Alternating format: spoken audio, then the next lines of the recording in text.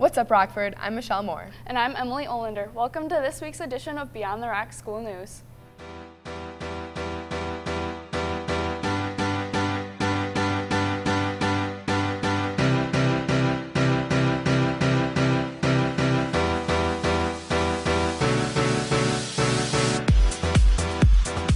We would like to start this episode by thanking Mr. Zhang. You're right, because without him, we wouldn't have a school news. You want to know something? What? I can't picture Mr. Zhang outside of school when he's not a principal, but just normal. Me neither. I wonder what he's like. We know Mr. Zhang is our principal, but he's also a husband, a dad, and just a normal dude.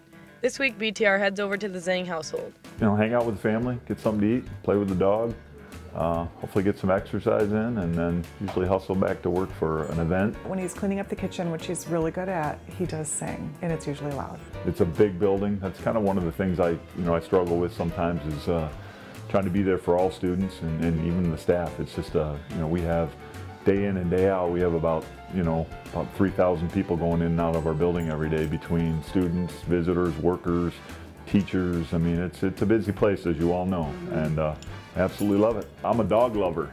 Is that pretty obvious? One of his favorite things is being with his dog, Blue. Oh, Blue. Sit. This is our little, yeah, he does a little shake.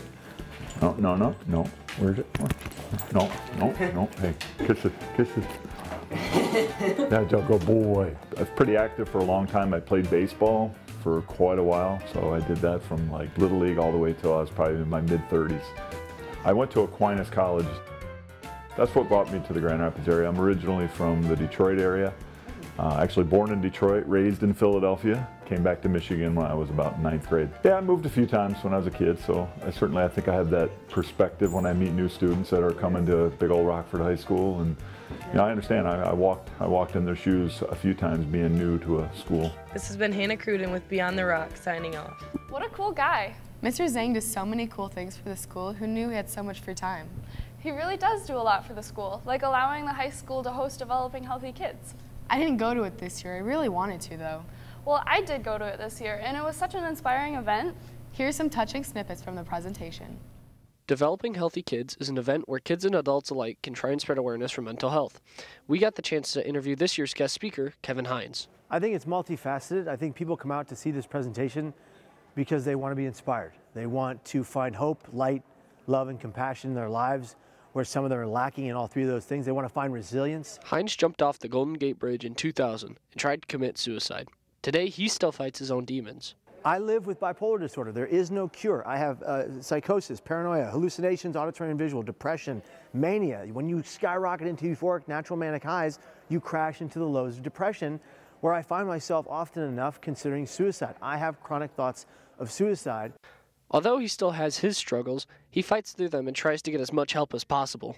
I maintain that I will never die by my hands. I will always turn to the people that love me or people that know me, or I'll turn to you if I'm having a bad day, and I don't know you, but I'm going to say 4 simple but effective words. I need help now. His message to kids that deal with mental illness is simple: stay strong.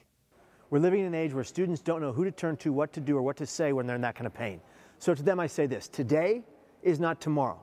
You're 15, 16, 17, 18. You've got the rest of your life to figure out how to stabilize your mental instability. Let's work together to get you on that pathway.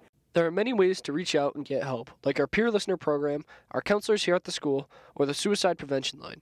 This is Trevor Jacobs with Beyond the Rock School News, signing off. What an amazing night. Now I wish I had gone. Speaking of amazing, guess what? What? Christmas is coming up.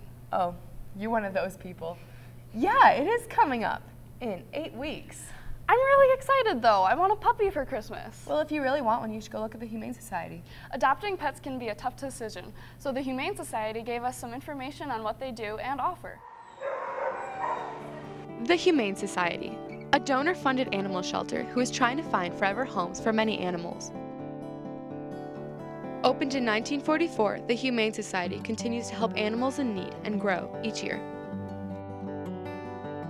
There are 350 volunteers who do many different things for the Humane Society. Volunteer roles vary. There are adoption counselors, which are meeting with people, matching the animal. That's a volunteer position. We have dog walkers, we have cat enrichment, doing things like playing with the kitties. data input, helping with laundry. There's lots of activities that can be done. You have to be 16 years or older to volunteer. The Humane Society gets many animals from the community and from down south. They're even getting animals from the hurricane. What we're taking is the animals that were in the shelters down there previously, so they can make room for the animals that are displaced because of the weather. People have to leave their animals behind. They want to be able to claim them at some point. So we take the animals that were up for adoption, bring them up here, and adopt them out up here so that they can have the local animals in their shelters. Being completely donor funded, they are in need of many things from the community, such as dog food, cat food, different treats for the animals, and cleaning supplies. If you're thinking about adopting a pet, be sure to check out the Humane Society. This has been Michelle Moore, signing off. Aw, those dogs are so adorable. What are you talking about? All of those animals were adorable. You're right. Anyway, here are your last-minute announcements. We have some exciting news. This week, we will be showing around some teachers' pictures so you can guess what your teacher looked like when they were younger. There's also a football game tonight at Hudsonville. Come out and support the team with their second playoff game. The marching band is performing tomorrow morning at Ford Field for state finals. That's it for this week, Rockford. Once again, I'm Emily. And I'm Michelle. Have a great week in Rockford. Can you tell who this teacher is? If you think you know, be the first person to stop into room 251 after second hour during passing time.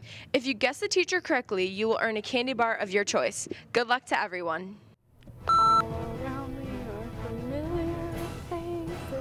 Oh!